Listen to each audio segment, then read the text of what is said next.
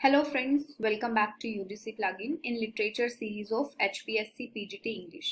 हम पढ़ रहे हैं रोमांटिक एज के इम्पोर्टेंट नॉवलिस्ट जिसमें हम Jane Austen and Mary Shelley को कवर कर चुके हैं। आज हम पढ़ेंगे वॉल्टर स्कॉट को। वॉल्टर स्कॉट एक स्कॉटिश नॉवलिस्ट हैं जिनका जन्म 1771 में एडिनबर्ग नाम की जगह पर हुआ था एंड इनकी डेथ की बात करें तो 1832 में इनकी डेथ हुई थी।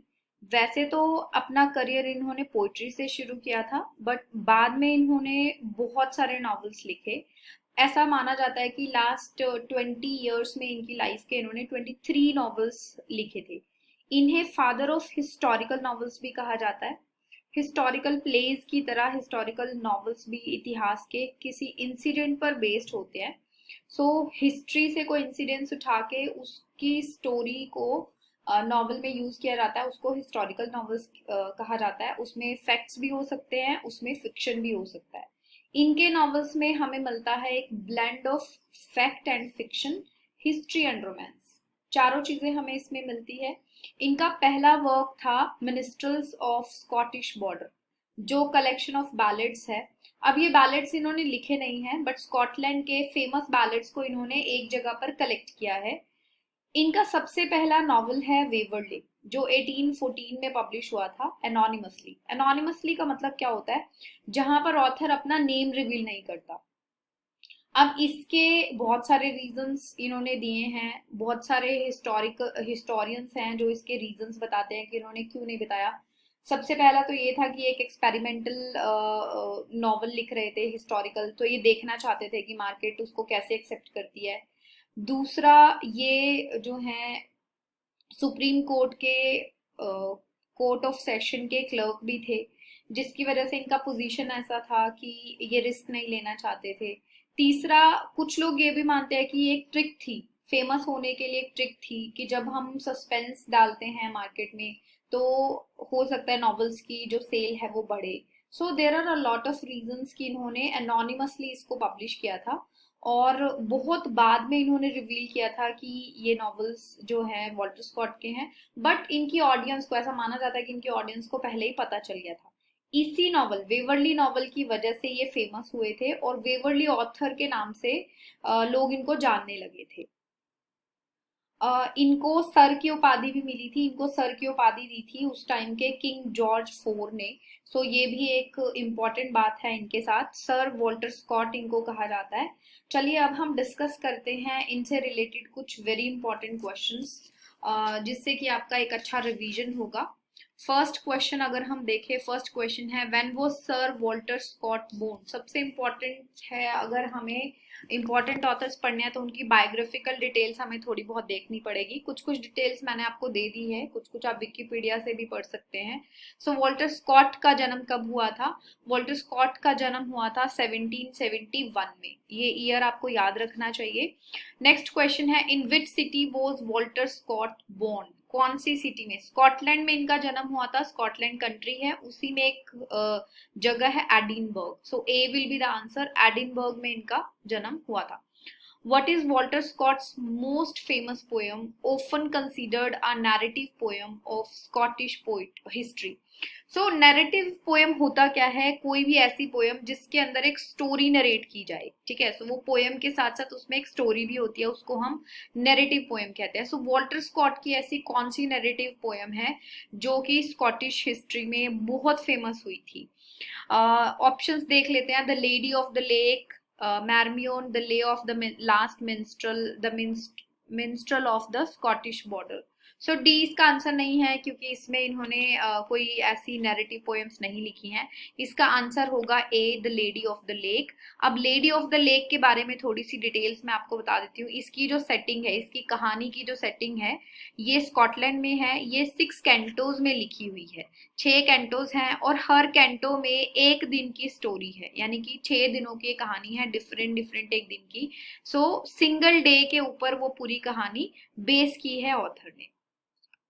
नेक्स्ट क्वेश्चन है हमारा in addition to his literary pursuits Scott had a successful career in which profession. देखिए, लिटरेचर उनका पैशन था, बट इसके अलावा उनका एक और करियर था, उसके बारे में इन्होंने पूछा है। लॉ, मेडिसिन, पॉलिटिक्स या इंजीनियरिंग। सो इनका जो करियर था वो बेसिकली लॉ में था। ये सुप्रीम कोर्ट के सेशन के क्लर्क थे, ठीक है। सो ये वहां पर भी काफी फेमस थे। नेक्स्ट क्वेश्चन है, which novel by Walter Scott is often credited with launching the historical novel genre.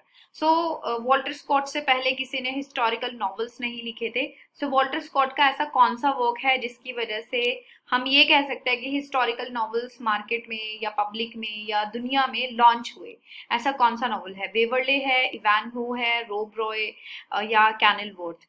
सो इसका आंसर रहेगा वेवरले। वेवरले नॉवल सबसे पहले एनोनिमसली ऑथर ने पब्लिश कराया था 1814 में। 1814 में जब ये नॉवल आया था तो बहुत फेमस हुआ था। बेसिकली इसका सब्जेक्ट क्या है? जैकोबाइट रिबेलियन, यानी कि जब जेम्स टू के टाइम पे जो रिबेलियन चल रहा था 1745 में, उस रिबेलियन को इन्होंने इस नॉवल में डाला है। एंड ये काफी हिट हुआ था, मार्केट में फेमस हुआ था, और इसी से ही हम कह सकते हैं कि हिस्टोरिकल नॉवेल्स की शुरुआत हुई थी। What was the title of Walter Scott's first published work? सबसे पहले वॉल्टर स्कॉट का कौन सा वर्क पब्लिश हुआ था? अब यहाँ पे वर्क पूछा है उन्होंने, सिर्फ नॉवल पूछा होता तो हम वेवरली को ही क्लिक करते। The lay of the last minstrels, Waverley, या the minstrels of the Scottish border, या पोएम्स बाय वॉल्टर स्कॉट? इसका आंसर क्या रहेगा? इसका आंसर रहेगा poems by Walter Scott. Walter Scott ने सबसे पहले अपना जो वर्क है वो poems by Walter Scott publish किए थे। अगर हम कंपाइल्ड वर्क की बात करें तो minstrels of the Scottish border इन्होंने सबसे पहले पब्लिश किया था। Walter Scott anonymously published Waverley because, क्यों वॉल्टर स्कॉट ने वेवरली को पब्लिश किया था एनोनिमसली? उन्होंने अपना नाम क्यों नहीं रिवील किया था? He was unsure about it's reception, वो इसके रिसेप्शन यानी कि लोगों का क्या रिएक्शन रहेगा उसके लिए अनश्योर थे। He wanted to test the market, he faced criticism for his previous work, he wanted to create intrigue. So he was not unsure, वो अनश्योर नहीं थे। डेफिनेटली वो जानना तो चाहते थे कि लोगों का रिएक्शन क्या रहेगा, बट उनको पहले के जो वर्क्स हैं, उनकी पोइट्रीज हैं, उनके लिए काफी अच्छा रिस्पॉन्स जो है पब्लिक से मिला था। सो इसका आंसर रहेगा B, he wanted to test the market. वो देखना चाहते थे कि हिस्टोरिकल नॉवेल्स को लोग कैसे लेते हैं। बट इसके मल्टीपल आंसर्स हो सकते हैं, अगर आपको कुछ और ऑप्शन में मिलता है। ये इसका कोई फिक्स आंसर नहीं है, क्योंकि बहुत सारे लोगों के डिफरेंट डिफरेंट ओपिनियंस हैं कि वेवरले को एनोनिमसली क्यों पब्लिश किया था। जैसे थर्ड ऑप्शन इन्होंने दिया है, ही faced criticism for his previous works. ये बिल्कुल गलत है। इनको कोई क्रिटिसिज्म इनके पिछले वर्क्स के लिए एज सच नहीं मिला था, काफी लोगों ने अप्रिशिएट ही किया था। He wanted to create intrigue, intrigue का मतलब होता है षड्यंत्र। कोई षड्यंत्र इन्होंने नहीं सोचा था इस वर्क को लेके। एंड एक रीजन और हो सकता है कि ये जो है सुप्रीम कोर्ट के कोर्ट ऑफ सेशन के क्लर्क थे। सो इनको ये भी लगता था कि इस पोजीशन पे अगर वो इस तरह के नॉवेल्स पब्लिश करेंगे तो क्या रिएक्शन रहेगा। So that could be the answer. अगर वो ऑप्शन में आता है तो हम उसको भी चूज कर सकते हैं। Which historical event greatly influenced Walter Scott's writing and inspired many of his novels? Walter Scott के नॉवेल्स को कौन से हिस्टोरिकल इवेंट ने सबसे ज्यादा इन्फ्लुएंस किया? The French revolution, the American revolution, the industrial revolution, या द स्कॉटिश इंडिपेंडेंस वॉर? सो इसका आंसर रहेगा ए, फ्रेंच रेवोल्यूशन। रोमांटिक एज के शुरू होने के पहले ही फ्रेंच रेवोल्यूशन हुआ था, एंड उस टाइम के मोस्टली ऑथर्स को इसने इन्फ्लुएंस किया था। सो इसका सही आंसर भी यही रहेगा, French revolution.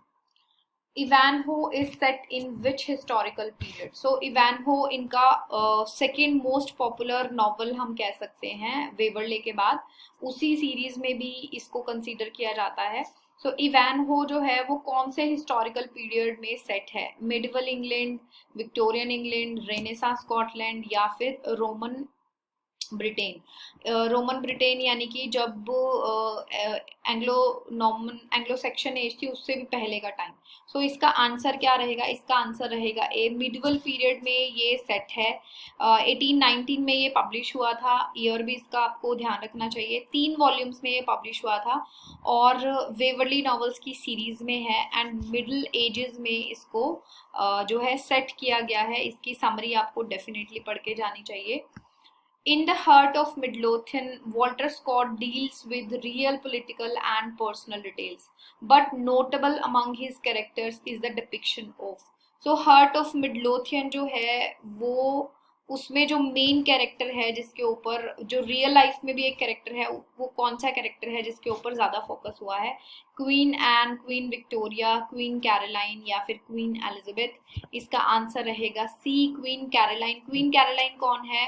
Queen of England and Ireland. उस टाइम पे इंग्लैंड एंड आयरलैंड की जो रानी है और किंग जॉर्ज टू की जो वाइफ है, उनके ऊपर इन्होंने ज्यादा फोकस इस कहानी में किया है। What is the central theme of Walter Scott's poem The Lady of the Lake? The Lady of the Lake जो है उसकी सेंट्रल थीम क्या है, या वो कौन सी? ये भी एक नैरेटिव पोएम है। अगेन इसमें 6 कैंटोज हैं। ये किस इंसिडेंट्स के ऊपर बेस्ड है, किस तरह की थीम इसमें है? कोर्टली लव है या स्कॉटिश फोकलोर्स हैं इसके अंदर, या आर्थरेरियन लेजेंड है, या शिवलरी एंड ऑनर है? सो इसका जो आंसर है वो रहेगा C, Arthurian legends. Lady of the lake वैसे तो एक फ्रेज है, हम मिडवल पीरियड से पहले या मिडवल पीरियड में भी लेडी ऑफ द लेक कहा जाता था। समुद्र की जो परियां होती हैं जो ह्यूमन शेप में रहती हैं उनको भी लेडी ऑफ द लेक कहा जाता था। एंड किंग आर्थर जो हैं उनके टाइम पे ऐसा माना जाता है कि जो लेडी ऑफ द लेक हैं, जो परियां हैं पानी की, उन्होंने किंग आर्थर को काफी हेल्प की थी। सो इसमें हम कह सकते हैं Arthurian legend will be the answer. In Rob Roy, Walter Scott explores the character of Scottish outlaw and folk hero. What is Rob Roy's full name? Rob Roy एक जो है इम्पोर्टेंट कैरेक्टर है इस नॉवल का, उसी के name पे इस नॉवल का पूरा स्टोरी बेस्ड है, टाइटल बेस्ड है। सो रोब रॉय का फुल टाइटल क्या है? रोब रॉय का फुल टाइटल है बी, रोब रॉय मैक ग्रेगर। ठीक है, so B will be the answer. इसकी भी समरी आपको डेफिनेटली देखनी चाहिए। Which Walter Scott novel is set in France in 15th century? 15th century France में कौन सा नॉवल सेट है, यानी कि जिसकी कहानी में जो सेटिंग है, जो जगह मेंशन की हुई है जहां पर कहानी हो रही है वो फ्रांस है? तो ऐसा कौन सा नॉवल है? इसका जो आंसर है, इसका आंसर रहेगा डी, क्वेंटिन डुरवॉट। ये जो नॉवल है 1823 में वॉल्टर स्कॉट ने पब्लिश कराया था। ये एक हिस्टोरिकल नॉवल है अगेन, और इसमें स्टोरी जो है वो एक स्कॉटिश आर्चर की है। ठीक है, जो आर्चरी करते हैं, स्कॉटिश आर्चर है, और वो एक फ्रांस के राजा लुइस 11 के दरबार में काम करता है, उसको अपनी सर्विसेज देता है। सो इसकी सेटिंग फ्रांस में है, फ्रांस के राजा लुइस 11 है। इसकी कहानी भी आप एक बार देख कर जाना। नेक्स्ट क्वेश्चन है, which work by Walter Scott is set against the backdrop of battle of Flodden field? Battle of Flodden field में कहानी कौन सी बेस्ड है? इसके ऑप्शंस देख लेते हैं, वेवरले, कैनलवॉर्थ, मैरमियन एंड इवानहो।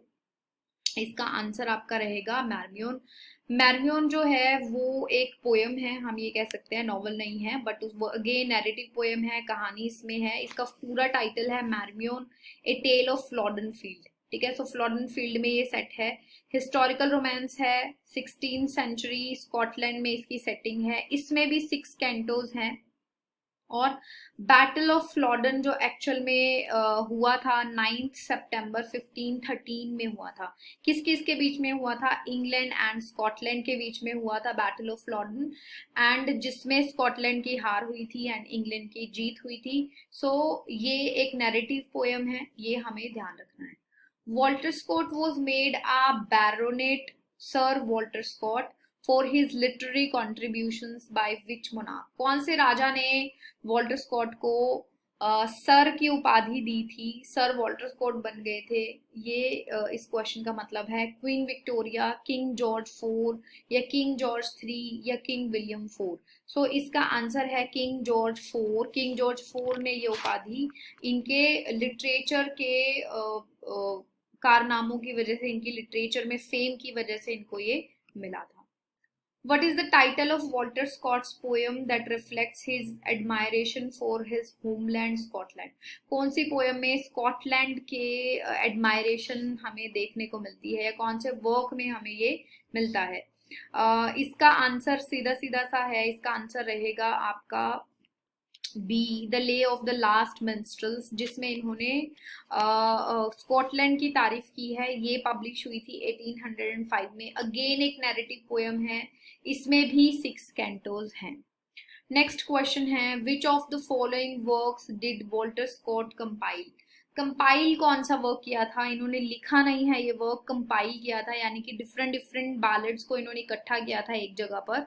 सो इसका आंसर रहेगा D, the minstrels of Scottish border. Scotland के फेमस बैलेड्स को इन्होंने इकट्ठा किया था, कंपाइल किया था। नेक्स्ट क्वेश्चन है, in addition to novels and poetry Walter Scott also wrote. Novels लिखे हैं, पोइट्री लिखी है, उसके अलावा उन्होंने और क्या क्या लिखा है? क्या बायोग्राफीज लिखी हैं, प्लेज या साइंटिफिक ट्रिटाइजेस लिखे हैं, या ट्रैवल गाइड्स लिखे हैं? सो इसका आंसर रहेगा बी, इन्होंने 2 प्लेज भी लिखे हैं, जिसमें से एक ट्रेजेडी है और एक जो प्ले है वो भी ट्रेजेडी है। सो ट्रेजेडीज इन्होंने लिखी हैं। What was the pseudonym used by Walter Scott when publishing his novels? कौन सा पेन नेम इन्होंने यूज किया था? Richard Steele, John Milton, George Eliot, या फिर जेडिया क्लेश बोथम? ठीक है, so D will be the answer. Jedediah and Clash Botham, this will be the answer. ये इनका पेन नेम था। नेक्स्ट क्वेश्चन है, which novel by Walter Scott features the character Richard the Lionheart? Richard the Lionheart कौन से novel में आया है? Waverley, Ivanhoe, Rob Roy या कैनिलवर्थ? इसका आंसर आपका रहेगा इवानहो। इवानहो में इस कैरेक्टर को इन्होंने दिखाया है, इंपॉर्टेंट कैरेक्टर है। Who among the following English artists illustrated the novels of Dickens and Scott? So कौन से आर्टिस्ट ने डिकेंस एंड स्कॉट के वर्क्स के ऊपर स्केचेस बनाए हैं, उनको इलस्ट्रेट किया है पिक्चर्स के थ्रू? रिचर्ड होगार्थ, या फिर जोशुआ रेनोल्ड्स, या फिर जॉर्ज क्रूइशैंक, या फिर John Daniel? C will be the answer, George Cruikshank जो है, इन्होंने कैरिकेचर्स बनाए हैं। कैरिकेचर्स क्या होते हैं?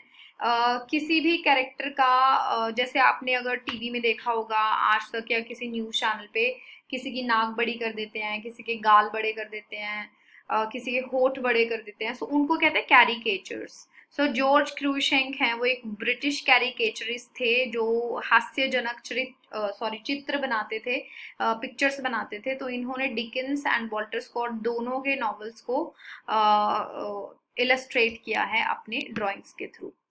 Walter Scott's interest in medieval history is evident in his exploration of. Walter Scott का medieval history में जो interest है वो किस चीज का एक्सप्लेनेशन हमें दिखता है उसमें? Tudor England, Victorian England, Renaissance Italy, या फिर मिडिवल स्कॉटलैंड?